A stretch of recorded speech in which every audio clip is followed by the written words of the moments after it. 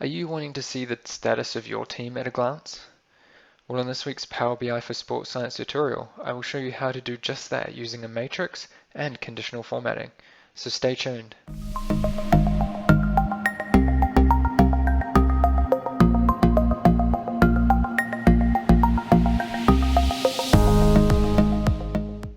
If this is the first time you're finding my videos, make sure you hit like and subscribe below so you're notified of future content.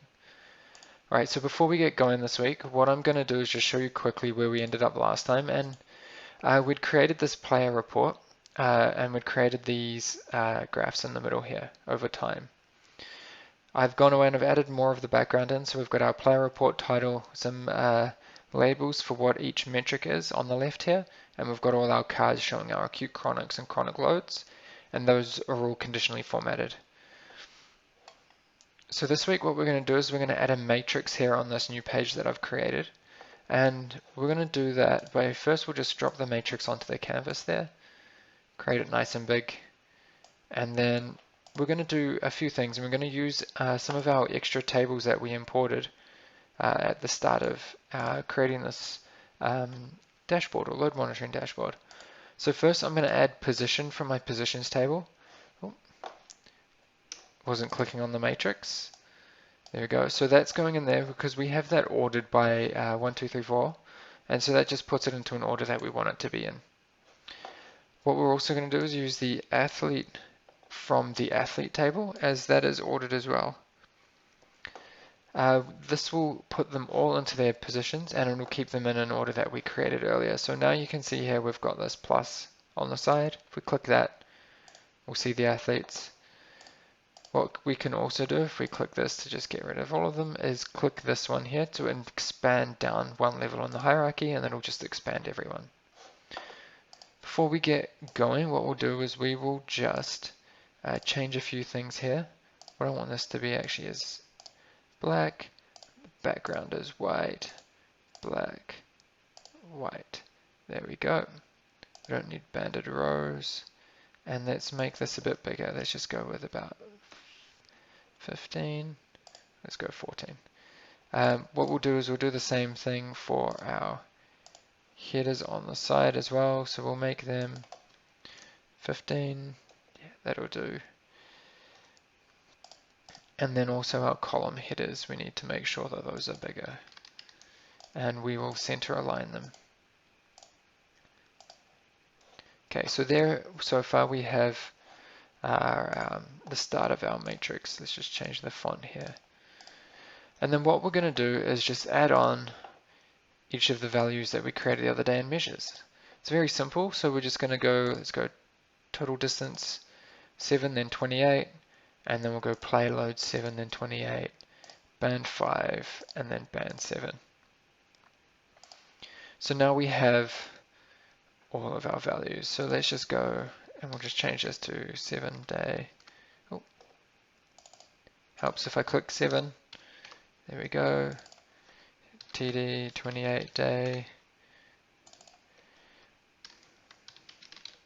By changing the name here, it just changes it within this visual and not over all of the other visuals we might have created. What you could do is you could create these measures without having the underscore if that's what you would like. This is just kind of something I've always done. Maybe it's a habit I will get out of one day, but last one. So now we have all of those. What we can do is we could format this. So we'll do that very quickly. And what we'll do is we'll go, we need to do this step by step, which is a pain, but we're just going to align each of these to center and create 0 decimal places. And we'll start to see it all pop in there. 0, center, band 5, 0, center, 0, center. Last couple.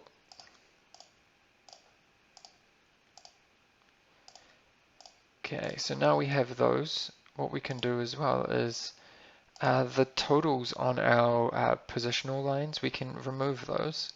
So we'll go into subtitles and take row subtitles and turn that off, and then close that.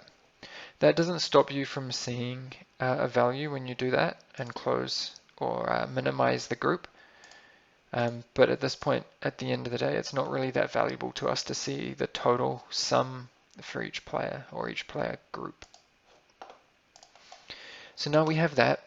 What we can do is add some formatting to this. And so what we'll do is we're going to use a measure for this, and we're going to do it slightly differently to what we had on our player report. And this was another method I think I mentioned last time. This time we're going to use their player norm, and we're just going to multiply that by a value. So what we'll do is we'll open up Tabular Editor, and we'll go Tables, Athletes, and you'll see I've already created some of these measures.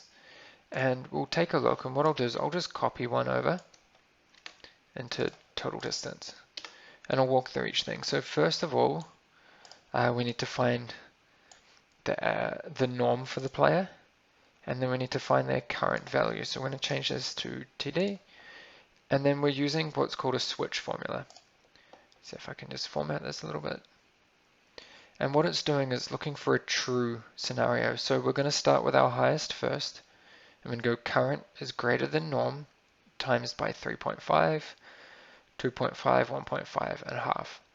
It's going to give it a 1, 2, 3, 4, or a 0. And then it's going to return that value. So while we're here, we'll just change these norms for these other values. And the good thing about this is you can use this for both your 7-day and 28-day values. So now that we have these in here, we can see it's all come through.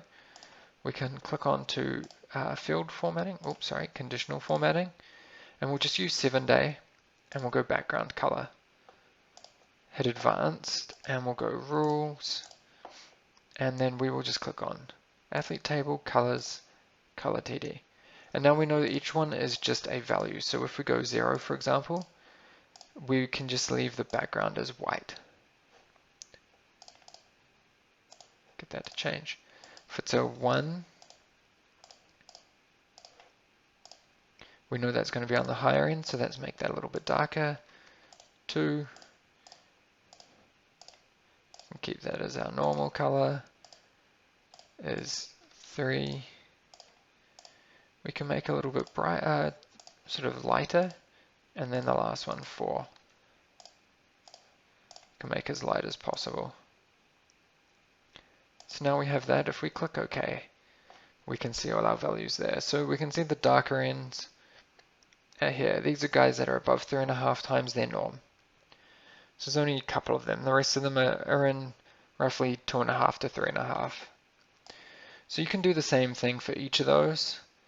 Let's say just do this again for player load, just so you can see it in action again. So we'll go athlete table, colors, and color player load. We'll go is 0, make sure this is number, white is 1, again we'll make sure it's a number, we'll go to the dark color, 2, number, and we'll go to our normal, is 3, number, this one's slightly lighter, and then is 4, make sure it's a number, the lightest color we have. So there we have some conditional formatting. So you could use that to create a warning based on is a player above a threshold that you would want them to not be above for long. And you can see this sort of each morning and to kind of get an idea of where they're going to be. You can also use it as a way of figuring out where they'll be after the training session of that day. So now we've got these values. These are all ones that we've had previously, or we were looking at last time we were on. Oh, I want this to be position.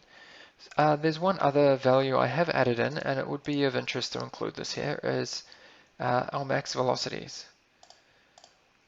What we'll do first is we'll just add this in here, change this to maximum. So as you can see, we've got some maximum values. Ignore some of these like high errors. Those are things I need to clean up in my data set. And you can see there that we've got some values. So what we can do is we can create a column and some measures that will give us some values that are recent, and then also the number of exposures above a certain amount. So let's go and do that. So we'll go into our training load table, and we'll go measure, and this one we will just call recent max velocity. And we'll add that to a display table folder called max v. There we go. And what we're going to do is we're going to need to do this slightly differently to some of our other measures we've created. And so one, we need to find out what athlete is selected. We also need to find out the date that is the maximum value in our date table based on our slicer. And then we also want to know, for this one, we're going to use a 10-day period. So what we're going to do is go date minus 10. As with Excel, Power BI will treat your date values as numbers, and so you just doing minus or plus will add or subtract from your date value.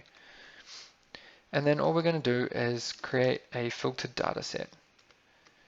So we're going to do this here, filter, but because we need to see everything, we're going to have to use all, and what that'll do is we'll bring in every single value within your table. And then what we can do is start to filter now by each thing. So what we'll do is we'll find athlete of our training load table equals underscore athlete,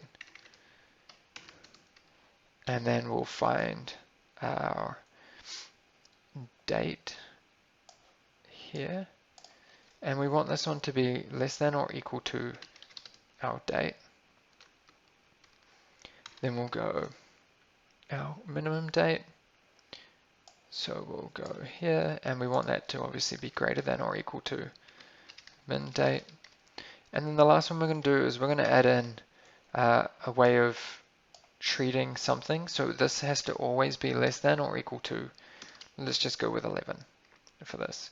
So this will filter out some of those errors that we saw previously on our table. And then we're just going to do a var, another variable for value, and we're just going to use maxx underscore df, and we just need to pull in our max velocity. And then return underscore value. So let's format that. There we go, and then hit save. Okay, so now we can see it here. Let's add this onto our table. And we can see here where our values have been recently. So in the last 7 days, these are the max velocities our players have hit. So the next step we wanted to do was find out where our maximum or our exposures for our athletes have been recently. So let's create another measure, and we're going to call this max velocity, or we'll call this all time. We'll go all time max velocity. And this is going to work to be a, I guess a helper of sorts. And all we're going to do is just use it in between the two periods that we have selected. Actually, I'm going to delete this minimum one. We don't need that one.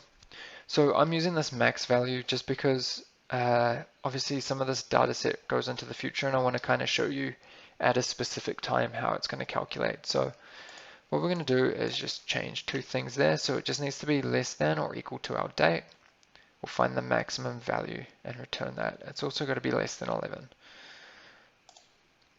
Alright, so if we hit save there, we'll see it come through. Let's just add this to our table to see.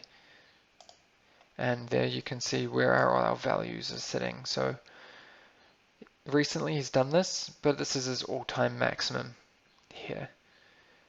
So you'll see that some of them will be the same, some of them aren't, and that's what you'll see over time anyway. Alright, so let's move our normal column out. Alright, so then our next step is to count exposures. So let's just duplicate. I'll duplicate the other one. We'll duplicate this one, and we'll go max velocity exposures. Alright, so we're going to do the same thing, and we want to see anything in the last 10 days. And then we also want to have our, we'll go here, we'll go max v equals, and we want this max velocity measure from before, and we're going to now times this by 80.85, so 85%. So then the last step is we're going to add this as another filter, but this time it's going to be greater than or equal to underscore max v. And then the last step now is we want to count. So we're going to use a count formula at the bottom. This is just going to count the number of exposures that will occur. So let's add that in. Here is our measure here. We'll add that to the bottom. And here we'll see there's a bunch of values that appear. So some players have hit it every time in the last week or the last 10 days. Others haven't at all. So what we can do is we can add a little if here. So we can go if is blank. We'll go 0. If not, give me the value.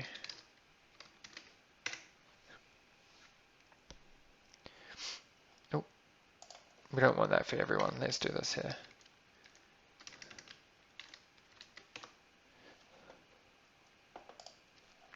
Okay, so we have our values, which is great. What we can do is we can format that. So let's remove our all time. We'll keep our recents, just so you can see where they've got to. That might be something of interest to you. We'll keep it at 2 decimal places, and keep in mind this is meters per second rather than kilometers an hour. And then the last one, we will just align center and conditional format it. And what we can do for this one, we can go background again. And what we can do is go rules, and we will create it based on the number of exposures. So I need to go training load, max velocity, and exposures. So is greater than, let's go here, greater than 0, and we'll go number, but less than, say for example 2, we will just leave it as white. If it's greater than or equal to 2,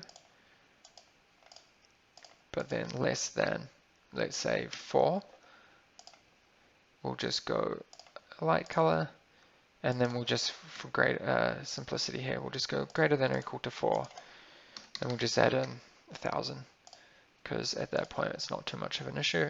Add that in, and there we go. So we've got these players here, which we would say they've hit that, and they've got good exposure to that max velocity.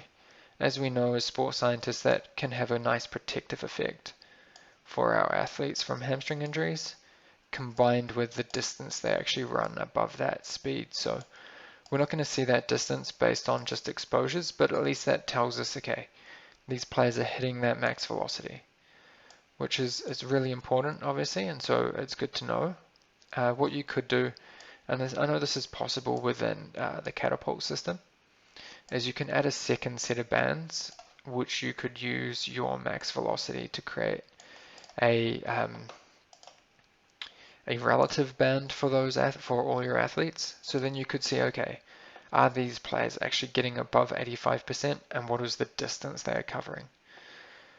That'll add a lot more information rather than just seeing the exposures to that speed that they've had in the past 10 days. So we've got that. We can see these values. You can see that they're recent max velocities, and you can, over time, you'll obviously get to know whether your player is at a high max velocity or not. So there we have like a really simple team summary page. What I would do is when we go away from here, I will add on the rest of our warnings, so you'll get a good view of what's happening. And then we'll consider what else we need to add to this page based on what we would like to see, given this is meant to give you a really quick view of what an athlete is at or where they are at. If you've liked this video, please make sure you hit like and subscribe below. And I want to know, how are you guys getting a quick glimpse at your team to make decisions and to dig further into your data? Let me know in the comments below. Until next time, hope to see you again next time, when we'll continue to power performance through data.